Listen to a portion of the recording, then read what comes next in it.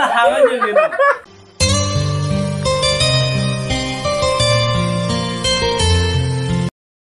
Hi mayam puna pu ngasi ge no video sida mukasana taram noksari mayam ngasi di bindi ga namdare ko mai si hang e thi bana loira mani natra ada mayam ayuki budi thabak loi lore mapa su ngasi di mogi pingni chaba chakhi ba matam kuire moina picnic chaba gi khalna rai se ado mamang da su chatpagi ai tawbada sande numitane siba star numitra kaino thoki bani aba aduga ko mapa yaudre ai nane aduga gi moya te su chanadre abane ko na dum yauraga mi masing sura kanda dugai chakani ai na dumai tawdana moise picnic cancel oi khra ba aduga ngasi se moi picnic chaba chat khare moi mamana ba single loina picnic chaba chat khra ba moina chakhi do mafam da yam phaji na haya ba adai man aham bada budi video call tawram me aba ne ngon ne aduga ina screen record lobado dum lodi lahuraga ne aduga makhon yauramdra ba ne aduna ina dum haiba cha kara loira poi matam do haidi moina thongi thai ba kada adugi da dum video mate ka ma hapa u adumai tawna budi hai hi ba adu mayam ai se huji sak thong doi ne ba ngasi di dum ai gi mathak tai gi kai kari mana masing lei ba sing do adugi sing do na tawraga dum thongani cha hijang do aduga mayam ngasi se mapa gi su delivery ama la amya ba ase mayam aina maki ghari ama order tau hi abane si ghari ne aba ghari se yam hijana budi tang de offer lei ri bani yam kana offer lei ri bani aba hujing ne pali sing ahum tai aba ado offer lei ri bani ado mayam asigi ghari se ngasi thungare aba oina thoki baga ngahak le ghari je thungare aba ne ado mayam ai ngasi di asigi ghari siga ne mangoda preng ama tawra ga na khalli ne aba ado aina tawdo ri pot tu di hoji khwa badi phangdri aba ne ai asi se lautho kanda sigi manunda kaino ma hapchan doi ne aba ghari se lautho ga ne adu mai tawda mangoda preng ama taw ga na khalli ni ado mayam chak karak thongna khona loira ka da ne adum ulaki aba kari haptoi noi khangde do khandi khalli ni aba tawdi tawdro bani mangoda preng ama di tawdro bani do mayam yengminasi ado ai huji phaba gari se packing thugai di aba ne asigi se packing thugai raga dagi manung degi gari se loktho ga ne atopa kai gum pot ama hapchan doi ne ba da mayam video ase yamna di nungai ga drai na budi khalli ado raga su dum makha ta na dum yengbiu mamana ba sing chakhi du su kamaina tawriba mafam du moi kamaina tawriba mafam du phajabra khopra do adu du su dum yengse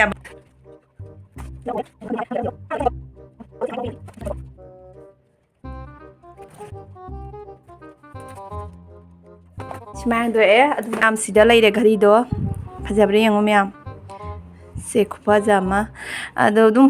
mana budi dam hinjana budi pam de bane aduga aina dum youtube tagi paisa do changakpa duga aina maki asigi se oina lebira bane ba asigi se huji lokthoena asigi manungda kari pot oidoina khangde kari pot hapsino khangde adu no ma hapsan doinia ba kamai taw simong do yengsi meyam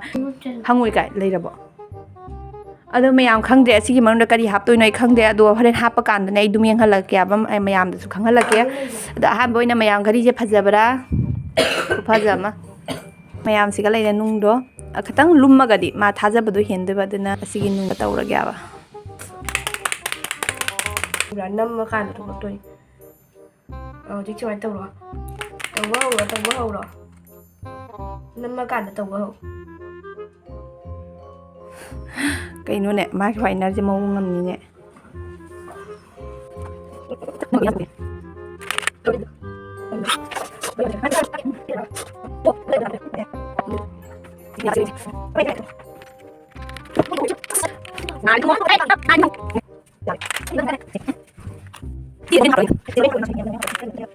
Jare mayam asigi se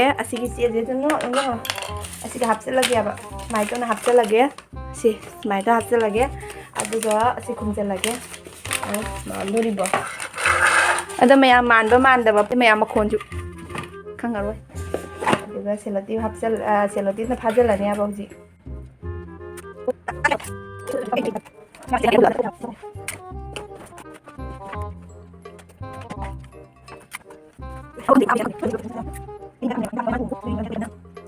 mayam asigi se pura oire re e mangonda hai duine ba ahan mamandra nunwa mayam nungsa sai se somdagi nungsa phujala ise jengo dagi hojiki oina di rebeche sumaina tham khare aba sumai tawna tham khare manung hapsan khare akhoi se hojik chak cha dorabane aba aduga se puthore chamthong do sida leire hawgadre yengo mayam chamthong du ne aba nungsa mangan namta phajadare alu baja sida leire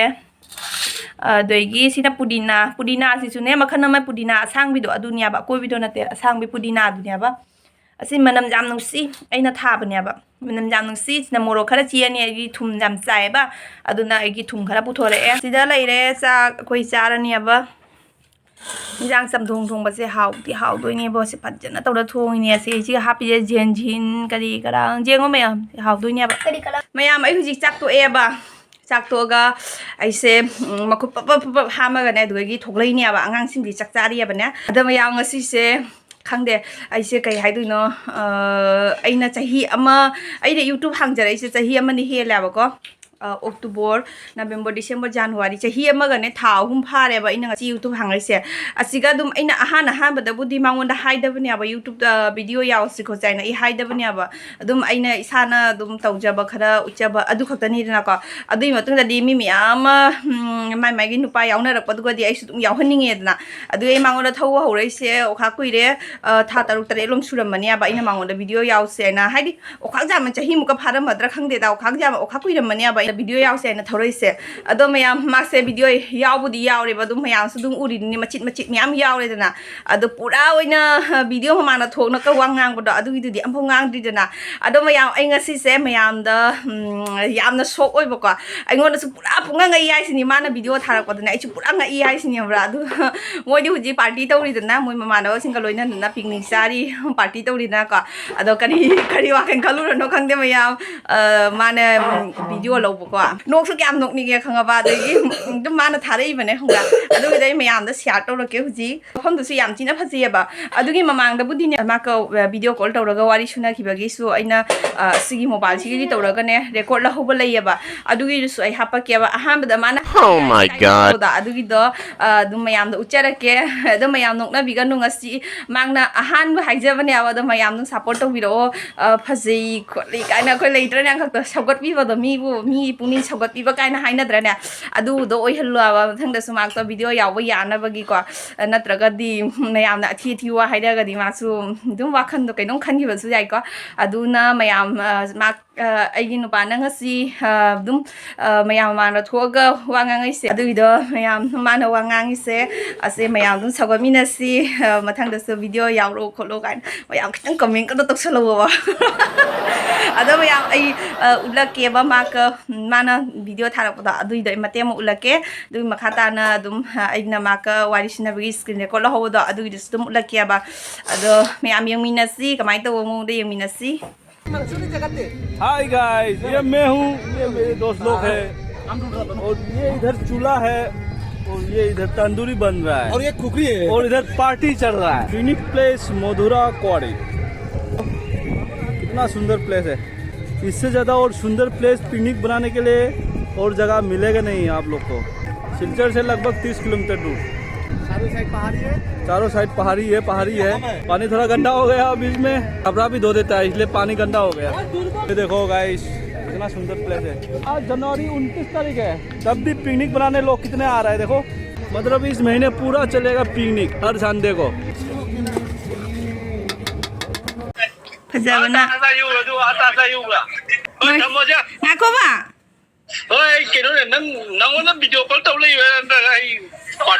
minute अमतंग बहानगिगे बाङाइखोबा नोय थोंगिदो येंगे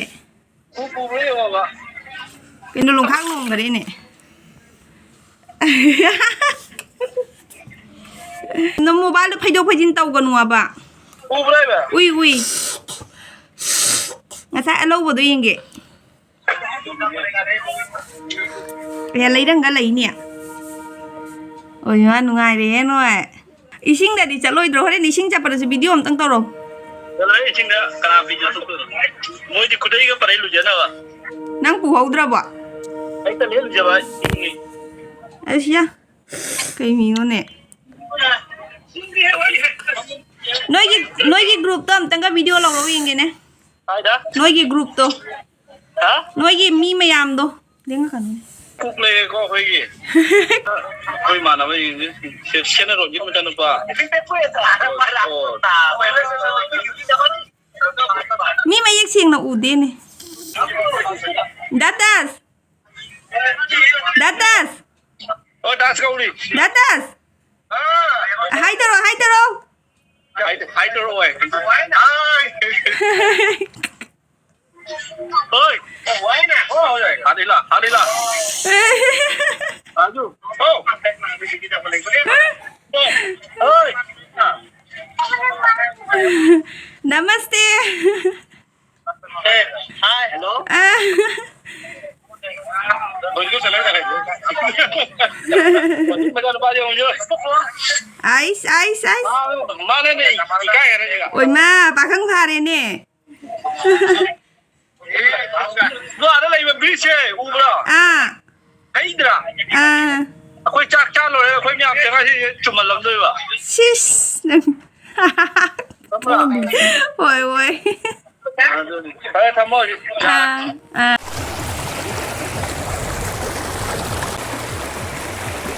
mayam ising phajadre yengo asingo moina side ta to ise ising mara chiga kane chiar thar ka phami se san side lai se moi budi na tia ba sina mu atopa tim mani aba atopa mi ping chaba langna ba kangbu gi nya ba ado mayam khangde ba mafam je khupa za ma koi khanghau dare ba ba khanga maga di siga charam gadam ne khoi su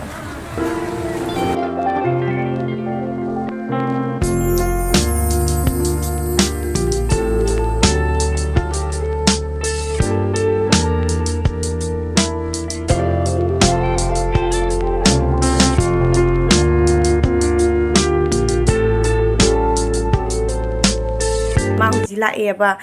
mau chụp phone đó lấy bác sĩ anh em mute thầm mình nào không đã đến mang đồ chụp riêng tàu thôi nè tay nè leo rồi leo rồi ra đây leo rồi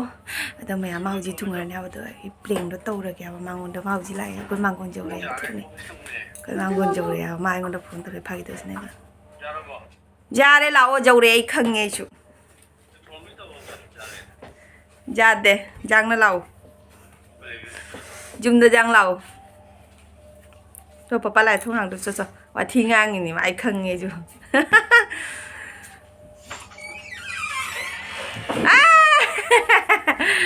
hello thùng ở đây chicken food chicken mayam ai gasai gari do thunga ba do ai huji po hang dok tri ba mang ado ibang kon hang ngani ai na sa ha ba ni do hang jara ke mama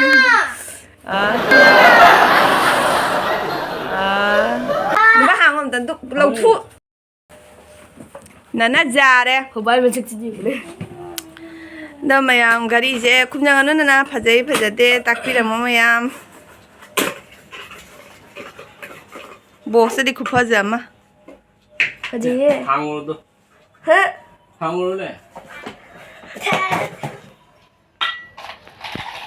mà gửi đâu kì nung sao lại tôi phải làm bây giờ nung có phải làm bây giờ nung nhau lại rồi cái nung đây nung này mà ada hàng aja gitu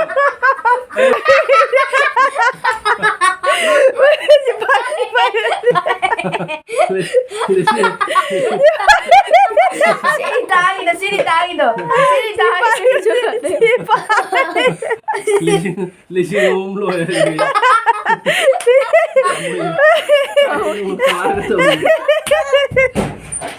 Maya pita deh. Ayah kali jawab nih, coba kemarin tuh Atang mo pacay di na pain mo ne. Atang mo pacay di. Kai sung kai de Atang mo di de. break de cái mi nó đồ cá tàu lo ya sao lúc cái Wah, nggak sengaja salah ini macam mana nggak sengaja. Nunu papa kali dia butuh bilang so. phăng cái đó Kali jawab ini nè, nông dân prieng tàu đi nè, nông dân prieng tàu đi. Giao đi không cái gì đâu. Ja ke chu ai di. Kupa aja mana ba? Nana. Lấy ngan rồi. Ngan de. Kamu kupa aja, makan deh. Time do set tau sunu. Ngan lý lại. Ayah nang li kasi drong asi sak li dua. Ayo ne. Asa. Mangal sango ihang hang guys sak li nya. Pung cái tay đi. Sige di no khong lo pa. Aku sini de. Muốn pung cái tay đi hay Ma. nó cái nung apa nó khăn lê à. Aku mani sini de lo na na hai de sa di. Nó cầm máy nó hoài tuổi. Why not exactly why kucing? Ini kali Flipkart ไหวนะได้ไหม โอ้ไอ้ดีกันนะหายยังดีกว่ายังคันเลยนะ Dahil di ba? Di ba si Kray di si Kray do kung ba si Kray mo di kasi be? ไอ้กินหนูปีกี้เบตวนอะไรบีเป็นไงน้ำตาบีมัน Hando ne.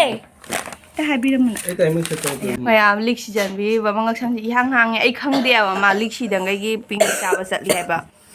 หิตลิกชิจันบีนี่มันก็ช่างที่ห่างๆนุ่งไอเดียว่าพยายามngasi gi blog si di mana ne ping chaba chepa kopa dugumba dugi oina dum hapsara bane ba aduni mayam do aina mangoda prank taw bodu su prank su success oi gare mak ti pura punga nga khare aba hamra dei ngasi party ga tawra bani na ne dum makok se ga ngang na lak bani na ne aduna ai sam doi nan thore ba aduna ya mak se pura thaja khare bani aba dei aina hydra nung se akoi simple normal nung do oida magadi ne mak khangoi da bani ba ai prank ne ha do ma thaja roi da bani ba aduna aina wainer station badagi pura thaja ru bani ba aduni mayam do ai gi ngasi gi prank su success oire doi di dum mak sau di saurokte asigi matang se ma saurokte ba kai nai ga di kai do bogi sauru doina natra ne Flipkart da su dum sumai dum ta ubane to yaw bane ba aduna Flipkart gi acho po demand ta udi bane mobile kari gumba sugumba se demand ta udi bane aduni da maya video se su side da dum loisalage maya video se yang bada nungai be gadi like comment to video mo subscribe to yaw ra gadi subscribe to samira mo asi haraga ngasi gi video se matang ta loisalage matang gi video da mo matang gi blog da mo amu thengna si bye bye